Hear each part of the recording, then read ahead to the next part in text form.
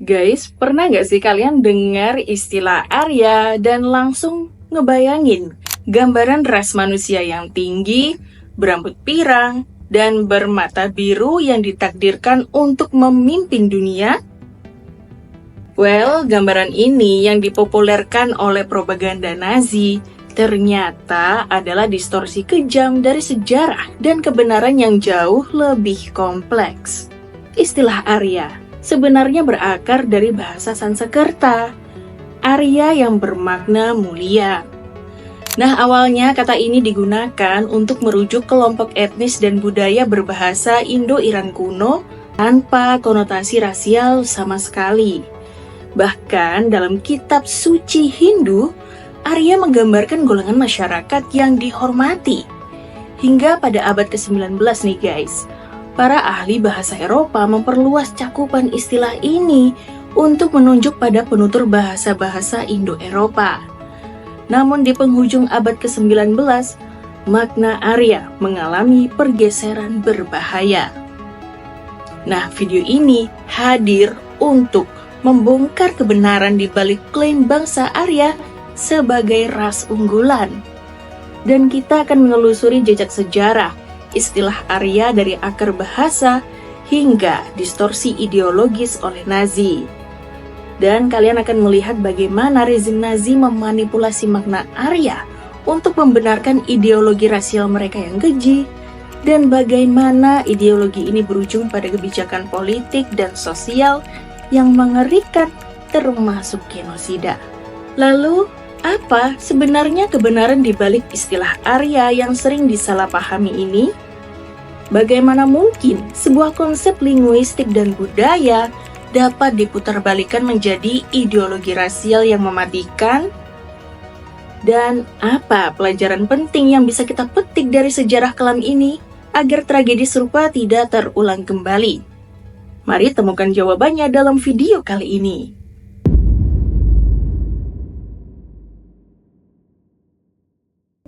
Secara bahasa, istilah Arya berasal dari kata dalam bahasa Sanskerta, yaitu Arya yang berarti mulia.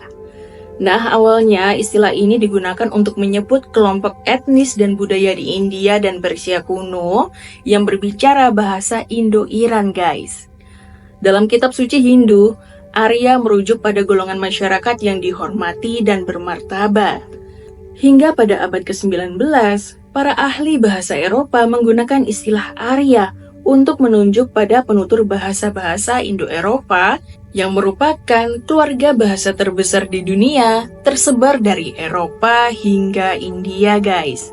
Dan pada masa itu, istilah Arya sama sekali nggak memiliki konotasi rasial seperti yang kita pahami sekarang ini. Namun pada akhir abad ke-19 dan awal abad ke-20, makna Arya mulai bergeser nih dan dikaitkan dengan konsep ras. Nah, hal ini terjadi seiring dengan berkembangnya teori-teori ras manusia yang populer pada masa itu. Beberapa ilmuwan mulai berpendapat nih guys, bahwa ada hubungan genetik antara penutur bahasa Indo-Eropa yang kemudian memunculkan gagasan bahwa kelompok ini adalah ras tersendiri. Nah, dari sinilah distorsi makna istilah Arya dimulai. Nah, konsep ras Arya adalah gagasan rasial pseudosains yang muncul pada akhir abad ke-19. Konsep ini menggambarkan orang-orang yang dianggap sebagai keturunan Proto-Indo-Eropa sebagai suatu kelompok ras. Nah, gagasan ini berakar pada keyakinan bahwa penutur asli bahasa Proto-Indo-Eropa adalah nenek moyang dari manusia yang lebih unggul, dan keturunan mereka saat ini adalah ras atau subras khusus dari ras Kaukasia yang terpisah dari ras Semit dan Hamitik, guys. Nah, istilah ras Arya kemudian berkembang menjadi ideologi Aryanisme. Ideologi ini diadopsi oleh para ahli teori ras dan penulis rasis serta antisemit selama abad ke-19, termasuk tokoh-tokoh seperti Arthur de Gobineau, Richard Wagner, dan Houston Stewart Chamberlain. Nah, rasisme ilmiah mereka sangat mempengaruhi ideologi ras Nazi di kemudian hari, guys. Ketika Adolf Hitler dan Partai Nazi berkuasa di Jerman pada tahun 1930-an, mereka mengadopsi Aryanisme untuk memperkuat ideologi supremasi rasial mereka. Nah, Nazi memandang Arya sebagai ras superior yang ditakdirkan untuk memimpin dunia, terutama bangsa Jerman dan orang Eropa Utara dengan ciri fisik seperti kulit putih, rambut pirang, dan bermata biru. Dan dalam bukunya Mein Kampf, Hitler menulis tentang keyakinannya nih guys, bahwa ras Arya memiliki kemampuan intelektual dan moral yang lebih tinggi dibandingkan ras lain, sehingga mereka berhak menguasai dunia. Ini sih kalau dibilang hoax, berbahaya juga ya hoaxnya. Soalnya ini. Dan menurut ideologi Nazi sendiri, ras Arya adalah sumber dari semua peradaban tinggi. Mereka percaya bahwa sejarah manusia adalah perjuangan rasial dan keberhasilan peradaban besar seperti Yunani dan Roma didasarkan pada keunggulan ras Arya. Namun nih guys, Nazi juga meyakini bahwa ras Arya terancam oleh percampuran ras dan musuh internal yang terutama mereka identifikasi sebagai orang Yahudi. Nah, konsep rasial Nazi didasarkan pada pseudosains yang menekankan perbedaan biologis dan hierarki antara ras manusia. Nazi sendiri percaya bahwa ras Arya adalah ras murni, sementara ras lain seperti Yahudi, Romani, Slavia, dan kulit hitam dianggap lebih rendah dan gak layak hidup berdampingan dengan mereka. Ideologi ras Arya Nazi ini menjadi dasar bagi kebijakan politik dan sosial mereka yang brutal guys, termasuk genosida sistematis terhadap kelompok-kelompok yang mereka anggap inferior yang dikenal sebagai Holocaust. Nah, Partai Nazi yang memimpin Jerman pada abad ke-20 mengembangkan ideologi rasial yang sangat berbahaya. Mereka meyakini bahwa ras Arya adalah ras unggul yang memiliki hak untuk mendominasi. Sedangkan ras lain seperti Yahudi, Romani, dan Slavia ini dianggap sebagai ancaman bagi kemurnian ras Arya dan harus disingkirkan guys. Dan ideologi ini yang gak memiliki dasar ilmiah sayangnya mendapat dukungan nih guys dari beberapa akademisi pada masa itu yang mencoba memberikan justifikasi ilmiah palsu terhadap pandangan Nazi. Dan di bawah kekuasaan Nazi, sistem pendidikan di Jerman secara sistematis digunakan untuk menyebarkan ideologi rasial ini. Mulai dari sekolah dan universitas diindoktrinasi untuk mengajarkan supremasi ras Arya kepada generasi muda. Nah, kurikulum pendidikan pun diubah untuk menekankan kemurnian ras Arya dan menanamkan kebanggaan rasial yang berlebihan. Nah, ideologi ini juga memengaruhi kebijakan dalam dan luar negeri Nazi, seperti program eugenika yang bertujuan untuk memurnikan ras Arya melalui sterilisasi paksa terhadap orang-orang yang dianggap tidak layak, guys. Ya, namun kebijakan eugenika ini dengan cepat berkembang menjadi tindakan yang lebih kejam dan meluas. Program eutanasia yang dikenal dengan nama sandi Action T4 dilaksanakan secara sistematis guys. Dan dalam program ini, orang-orang yang dianggap gak layak secara rasial atau fisik dibun-bun guys, secara sistematis di berbagai pusat pembun-bun yang didirikan oleh Nazi. Dan program ini menargetkan pasien rumah sakit jiwa, penyandang disabilitas, dan orang-orang lanjut usia yang dianggap gak produktif bagi masyarakat Nazi. Nah, kebijakan pemurnian ras juga merambah ke ranah pernikahan dan reproduksi juga guys. Nazi memperkenalkan undang-undang rasial yang paling terkenal adalah hukum Nuremberg tahun 1935. Hukum ini secara eksplisit melarang pernikahan dan hubungan seksual antara orang Jerman Arya dan Yahudi.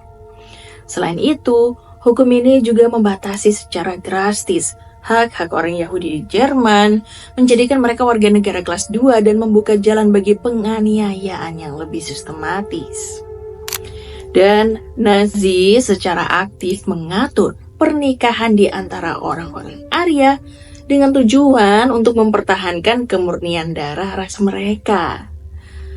Perempuan-perempuan Arya ini didorong untuk memiliki banyak anak melalui berbagai kebijakan pronatalitas, dengan harapan dapat meningkatkan populasi ras yang dianggap unggul.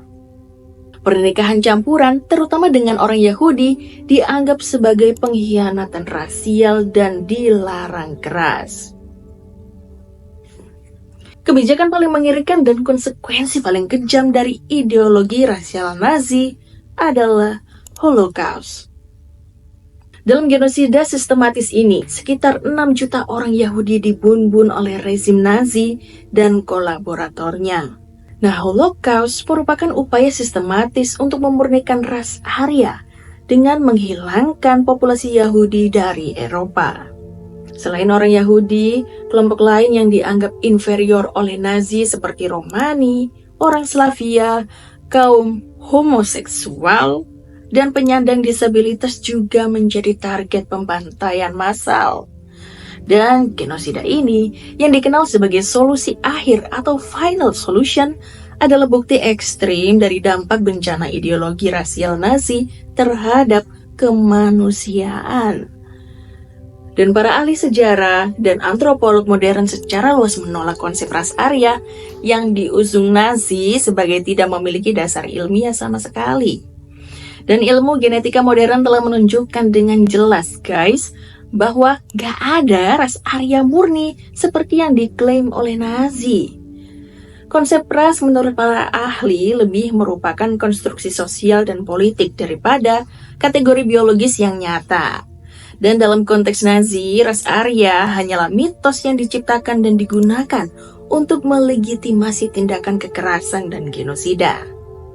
Well, ironisnya, teori Nazi tentang superioritas ras Arya justru bertentangan dengan bukti sejarah dan arkeologi, guys.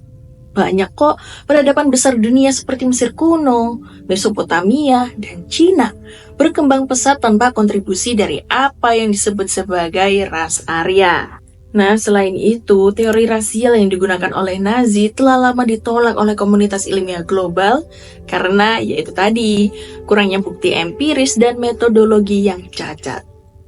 Dan konsep ras Arya yang dianut Nazi bukan hanya didasarkan pada mitos dan sains semu, tetapi juga menjadi salah satu penyebab utama tragedi kemanusiaan terbesar dalam sejarah. Ideologi ini membawa kematian dan penderitaan yang gak terhitung bagi jutaan orang di seluruh dunia, guys. Nah, kesalahan besar dalam interpretasi istilah Arya oleh Nazi memiliki dampak tragis dalam sejarah manusia. Meskipun istilah Arya awalnya ini digunakan secara linguistik untuk merujuk pada kelompok penutur bahasa Indo-Eropa, Nazi memutarbalikkan maknanya menjadi alat untuk membenarkan kebijakan genosida dan supremasi rasial. Dan Holocaust adalah contoh paling kejam dari ideologi yang diputarbalikkan ini dan menjadi peringatan abadi bagi dunia tentang bahaya distorsi ideologi dan penyalahgunaan ilmu pengetahuan untuk tujuan politik yang jahat. Sayangnya juga, hal yang pernah dilakukan oleh Nazi pada masa lampau, kini justru dilakukan oleh orang-orang Yahudi, kelompok yang dahulu menjadi korban dari kebijakan rasial Nazi tersebut.